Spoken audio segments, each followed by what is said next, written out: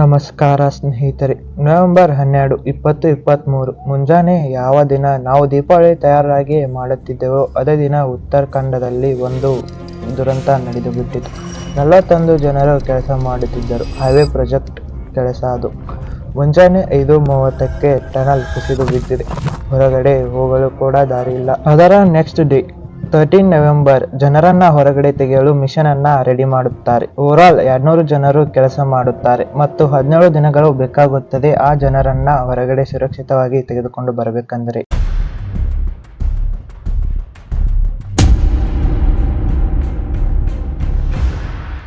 ಬಾರ್ಕೋಟ್ ಸಿಲ್ಕ್ಯಾರ tunnel ಇದು ಬೈವೇ tunnel ಆಗಿದೆ. ಮೋದಿ ಸರ್ಕಾರ 12,000 ಕ್ರೋರ್ ಇದಕ್ಕೆ ಖರ್ಚು ಮಾಡಿದೆ. ಇದರ ಹೆಸರು ಚಾರ್ಧಾಮ್ ಪ್ರಾಜೆಕ್ಟ್ ಅಂತ ಹೇಳಲಾಗುತ್ತದೆ. ಇನ್ನು 41 ಮಂದಿ ಟನಲ್ ಒಳಗೆ ಇದ್ದರಲ್ವಾ, ಅವರಿಗೆ ನಡೆದಾಡಲು 2,000 ಮೀಟರ್ ಜಾಗ ಇತ್ತು ಮತ್ತು ಹೈಟ್ 8.5 ಮೀಟರ್ ಆಗಿದ್ದ ಕಾರಣ ಅವರು ಈಸಿಲಿ ಒಳಗೆ ಸರ್ವೈವ್ ಮಾಡಬಹುದಾಗಿತ್ತು. ಈ ರೀತಿಯ ದುರಂತಗಳನ್ನು ನಾವು ಆಕ್ಟ್ ಆಫ್ ಗಾಡ್ ಅಂತ ಹೇಳಲಾಗುತ್ತದೆ. ಇನ್ನು ನ್ಯಾಚುರಲ್ ಡಿಸಾಸ್ಟರ್ ಅಂತಾನು ಹೇಳಬಹುದು. ನಾವು ತಿಳ್ಕೋಬೇಕು ಇಲ್ಲಿ ಮ್ಯಾನ್ ಮೇಡು ಕೂಡ ಇದೆನಾ ಅಂತ ಚರ್ಚೆ ಮಾಡುವ ವಿಷಯವಾಗಿದೆ. ಕೆಲವರ ಪ್ರಕಾರ ಜಿಯೋಲಾಜಿಕಲ್ ಫ್ಯಾಕ್ಟ್ ದಿಂದ ಈ ರೀತಿಯಾಗಿದೆ ಎಂದು ಹೇಳುತ್ತಾರೆ. ಇನ್ನು ಕೆಲವರ ಪ್ರಕಾರ ಕಲ್ಲುಗಳ ನಡುವೆ ಅನ್ಡಿಟೆಕ್ಟಿವ್ ಕ್ಯಾವಿಟಿ ಇದೆ ಎಂದು ಹೇಳುತ್ತಾರೆ. ಈ ಎರಡು ರೀಸನ್ ದಿಂದ ಭೂ ಕುಸಿತ ಅಥವಾ ಲ್ಯಾಂಡ್ ಸ್ಲೈಡರ್ ಆಗಿದೆ ಎಂದು ಹೇಳುತ್ತಾರೆ. ನಿಜವಾಗ್ಲೂ ಅಲ್ಲಿ ಏನು ನಡೆದಿದೆ ಎಂಬುದು ಇನ್ವೆಸ್ಟಿಗೇಷನ್ ಆದ ನಂತರನೇ ನಮಗೆ ತಿಳಿದು ಬರುತ್ತದೆ. ಟನಲ್ ಅನ್ನ ಕನ್ಸ್ಟ್ರಕ್ಷನ್ ಮಾಡಲು 2 ಮೆಥಡ್ ಗಳಿವೆ. First one drill and blast method, second one tunnel boring machine. ಒಂದನೇ ಮೆಥಡ್ ಅಲ್ಲಿ ನಾವು ಒಂದು ಡ್ರಿಲ್ ಅನ್ನ ಮಾಡುತ್ತೇವೆ, ಅದರ ಒಳಗಡೆ ಎಕ್ಸ್ಪೋಸರ್ ಅನ್ನ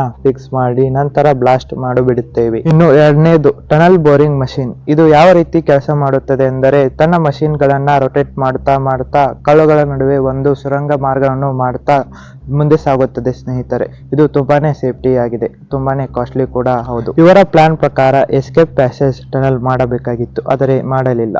1.5 ಕಿಲೋಮೀಟರ್ ಅಥವಾ ಇದಕ್ಕಿಂತ ಹೆಚ್ಚು ದೂರ ಇದ್ದರೆ ಕಂಪಲ್ಸರಿ ಆಗಿ ನಾವು ಎಸ್ಕೇಪ್ ಟನಲ್ ಅನ್ನ ಮಾಡಲೇಬೇಕು. ಇದರಿಂದ ಜನರು ಓಡಿ ಹೋಗಲು ಸಹಾಯ ಆಗುತ್ತದೆ. ಇದು ಒಂದು ಎಮರ್ಜೆನ್ಸಿ ಎಕ್ಸಿಟ್ ಆಗಿ ವರ್ಕ್ ಆಗುತ್ತದೆ. ಆ 41 ಮಂದಿ ವರ್ಕರ್ ಗಳನ್ನ ಹೇಗೆ ಹೊರಗಡೆ ತೆಗೆಯಬೇಕು, ಅವಾಗ ಆಪರೇಷನ್ ಜಿಂದಗಿ ಸ್ಟಾರ್ಟ್ ಆಗುತ್ತದೆ. ಉತ್ತರಾಖಂಡ 5 ಆಪ್ಷನ್ನಲ್ಲಿ ಪ್ಲಾನ್ ಮಾಡುತ್ತಾರೆ ಆ ವರ್ಕರ್ ಗಳನ್ನ ಹೊರಗಡೆ ತೆಗೆದುಕೊಂಡು ಬರಲು.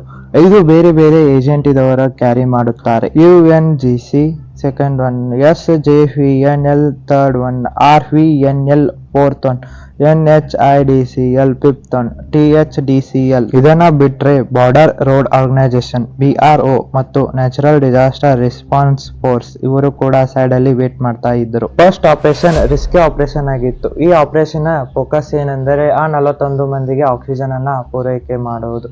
ಒಂದು ಪೈಪಿನ ಮೂಲಕ ಕಲ್ಲುಗಳ ಮಾರ್ಗದಿಂದ ಅದನ್ನ ನುಗ್ಗಿಸಿ ಅವರ ಜನರಿಗೆ ತಲುಪಿಸಲಾಯಿತು. ಅವಾಗ ಅದರ ಮೂಲಕ ಆಕ್ಸಿಜನ್ ಅನ್ನ ನೀಡಿದರೆ ಇನ್ನು ಕೆಳಗಡೆ 5 ಇಂಚ್ ಪೈಪ್ ಸಪರೇಟ್ ಆಗಿ ಮಾಡಿದರು. ಅದರ ಮೂಲಕ ಫುಡ್ ಮತ್ತು ಡ್ರೈ ಫ್ರೂಟ್ಸ್ ಗಳನ್ನ ಅವರಿಗೆ ತಲುಪಿಸಿದರು. ಈ ಎಲ್ಲ ವ್ಯವಸ್ಥೆ ಮೊದಲನೇ ದಿನ 12 ನವೆಂಬರ್ ಮಾಡಲಾಯಿತು.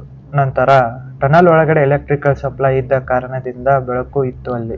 ನೆಕ್ಸ್ಟ್ ಡೇ ರಿಸ್ಕಿ ಪ್ಲಾನ್ ಮಾಡಲಾಯಿತು. ಹಾರಿಜಾಂಟಲ್ ಬೋರಿಂಗ್ ಮಾಡಲು ಆ ಪೈಪ್ ಎಷ್ಟು ದೊಡ್ಡದು ಇರಬೇಕೆಂದರೆ ಒಬ್ಬ ಜನರು ಕ್ರೌಲ್ ಮಾಡಿಕೊಂಡು ಬರುವ ಅಷ್ಟು ಜಾಗ ಇರುವುದು. ಇದನ್ನ ಮಾಡಲು ಆಗರ್ ಮಷೀನ್ ಅನ್ನ ಯೂಸ್ ಮಾಡುತ್ತಾರೆ. THDC ಟನಲ್ ಇನ್ನೊಂದು ಬದಿಯಲ್ಲಿ ಕೆಲಸ ಮಾಡುತ್ತಿದ್ದರು. ಮ್ಯಾಕ್ರೋ ಟನಲಿಂಗ್ ಮತ್ತು SJVN ಹಾಗೂ ONGC ವರ್ಟಿಕಲ್ ಡ್ರಿಲ್ಲಿಂಗ್ ಗೆ ತಯಾರಿ ಮಾಡುತ್ತಿದ್ದರು. ಜಿಯೋಲಾಜಿಸ್ಟ್ ಅವರ ಪ್ರಕಾರ ಈ ಕೆಲಸ ತುಂಬಾ ರಿಸ್ಕ್ ಎಂದು ಹೇಳಲಾಗುತ್ತದೆ, ಏಕೆಂದರೆ ಬೇಲಿಂದ ಡ್ರಿಲ್ ಮಾಡುವಾಗ ಅದು ಕುಸಿದು ಬಿದ್ದರೆ ಒಳಗಿನವರಿಗೆ ಪ್ರಾಬ್ಲಮ್ ಆಗಬಹುದು ಅಲ್ವಾ. 14 ನವೆಂಬರ್ ಹಾರಿಜಾಂಟಲ್ ಡ್ರಿಲ್ಲಿಂಗ್ ಅನ್ನ ಸ್ಟಾರ್ಟ್ ಮಾಡಲಾಯಿತು. ಆದರೆ ಯಾವ ಮಷೀನ್ ಅವರು ಯೂಸ್ ಮಾಡುತ್ತಿದ್ದರೋ ಅದು ಬಹಳ ಸ್ಲೋ ಆಗಿ ಕೆಲಸ ಮಾಡುತ್ತಿತ್ತು. ಇದರ ಪರಿಣಾಮದಿಂದ ಸ್ವಲ್ಪ ಮತ್ತು ಕಲ್ಲುಗಳು ಒಳಗಡೆ ಬೀಳಲು ಸ್ವಲ್ಪ ಪ್ರಾರಂಭ ಆಯಿತು. 15 ನವೆಂಬರ್ ಈ ದಿನ ಇನ್ನೊಂದು ಮಷೀನ್ ತರಲು ಡಿಸಿಷನ್ ಮಾಡುತ್ತಾರೆ. ಇದು ಡೆಲ್ಲಿದಿಂದ ಬರುತ್ತದೆ. ಮಿಲಿಟರಿ ಏರೋಪ್ಲೇನ್ ಅಲ್ಲಿ 3 ಭಾಗಗಳಾಗಿ ಈ ಮಷೀನಿನ ಭಾಗಗಳು ಬರುತ್ತವೆ. ಇದನ್ನ ಕೂಡಿಸಲು ಅಂದರೆ ಅಸೆಂಬಲ್ ಮಾಡಲು 1 ದಿನ ಬೇಕು. ಅಂದರೆ 16 ನವೆಂಬರ್ಗೆ ಇದು ರೆಡಿ ಆಗುತ್ತದೆ ಡಿಗ್ಗಿಂಗ್ ಮಾಡಲು. ಇದು ಎಷ್ಟು ಪವರ್ಫುಲ್ ಆಗಿತ್ತು ಎಂದರೆ 5 ಮೀಟರ್ ಒಂದು ಅವರಲ್ಲಿ ಇದು ಡಿಗ್ಗಿಂಗ್ ಮಾಡುವ ಕೆಪಾಸಿಟಿ ಹೊಂದಿತ್ತು. ಒಂದು ದಿನ ಈ ಆಪರೇಷನ್ ಚೆನ್ನಾಗಿ ನಡೆಯಿತು. ಆದರೆ ನೆಕ್ಸ್ಟ್ ಡೇ ಈ ಆಪರೇಷನ್ ಪೌಸ್ ಮಾಡಲಾಯಿತು, ಏಕೆಂದರೆ ಕ್ರ್ಯಾಕಿಂಗ್ ಸೌಂಡ್ ಬರುತ್ತಿತ್ತು. ಅವಾಗ ಇವರು ಅದರ ಬಗ್ಗೆ ಸ್ಟಡಿ ಮಾಡಲು ಟೈಮ್ ಅನ್ನ ತೆಗೆದುಕೊಳ್ಳುತ್ತಾರೆ ಮತ್ತು ಎಸ್ಟಿಮೇಟ್ ಮಾಡುತ್ತಾರೆ. ಇದರಿಂದ 5 ದಿನಗಳು ವೇಸ್ಟ್ ಆಗಿ ಬಿಡುತ್ತವೆ ಟೋಟಲ್ ಆಗಿ. ನಂತರ ಇವರು ವರ್ಟಿಕಲ್ ಡ್ರಿಲ್ಲಿಂಗ್ ಅನ್ನು ಕೂಡ ಟ್ರೈ ಮಾಡುತ್ತಾರೆ. ನಂತರ ವರ್ಟಿಕಲ್ ಮತ್ತು ಹಾರಿಜೆಂಟಲ್ ಡ್ರಿಲ್ಲಿಂಗ್ ಎರಡೂ ಕೂಡ ಕೆಲಸ ನಡೀತಾನೆ ಇರುತ್ತದೆ. ಆ 41 ಜನರನ್ನ ಯಾವ ರೀತಿಯಲ್ಲಿ ಹೊರಗಡೆ ಕರೆದುಕೊಂಡು ಬರಲಾಯಿತು ಮತ್ತು ಇದರ ಹಿಂದೆ ಯಾರೆಲ್ಲ ವರ್ಕ್ ಮಾಡಿದ್ದಾರೆ, ಆ ಟನಲ್ ಲ್ಯಾಂಡ್ ಸ್ಲಾಂಡರ್ ಆಗೋದಕ್ಕೆ ಕಾರಣವಾದರೂ ಏನು, ಇದರೇ ಮ್ಯಾನ್ ಮೇಡ್ ಇದ್ದಾರಾ ಅಥವಾ ಇದರಿಂದ ಸೀಕ್ರೆಟ್ ಆದರೂ ಏನು, ಈ ವಿಡಿಯೋದ ನೆಕ್ಸ್ಟ್ ಪಾರ್ಟ್ 2 ಬರಲಿದೆ. ಅಲ್ಲಿವರೆಗೂ ದಯವಿಟ್ಟು ವೇಟ್ ಮಾಡಿ. ವಿಡಿಯೋ ಇಷ್ಟವಾದರೆ ಲೈಕ್ ಮಾಡಿ, ಶೇರ್ ಮಾಡಿ, ಜೊತೆಗೆ ಸಬ್ಸ್ಕ್ರೈಬ್ ಮಾಡಿ. ಪಾರ್ಟ್ 2 ಬರ್ತಿದೆ, ವೇಟ್ ಮಾಡಿ. Thanks for watching. Bye bye.